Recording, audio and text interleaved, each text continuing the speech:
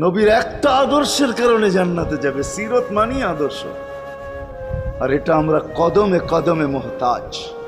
কেননা এই ছোট জীবনটা যদি গ্রহণযোগ্যতা পর্যন্ত পৌঁছাইতে হয় আল্লাহর কাছে, চাই নারী হই, চাই যুবক হই, চাই বৃদ্ধ হই, যেই মানুষই হই না কেন, যেখানেরই হই না কেন, যেই বাসারই হই না কেন, যেই বর্ণেরই হই না কেন, যেই পেশারই হই না কেন, যেই সোসাইটিরই হই না কেন, এই জীবনটাকে যদি গ্রহণযোগ্যতা পর্যন্ত পৌঁছাইতে হয় কার কাছে? দুনিয়া আলাদের কাছে না, মালিকের কাছে, যিনি এক ফোঁটা পানির থেকে অস্তিত্ব দিছেন, যার কাছে আবার আমাদেরকে ফিরা যেতে হবে।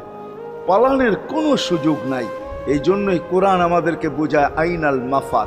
আল্লাহ বলতেছে কোথায় ভাগবে তুমি, বলো কোথায় ভাগবে? কবির কথাই সত্য, যদিও নাকি পালাও তুমি আকাশেতে লাগিয়ে সিঁড়ি, সিঁড়ি লাগায়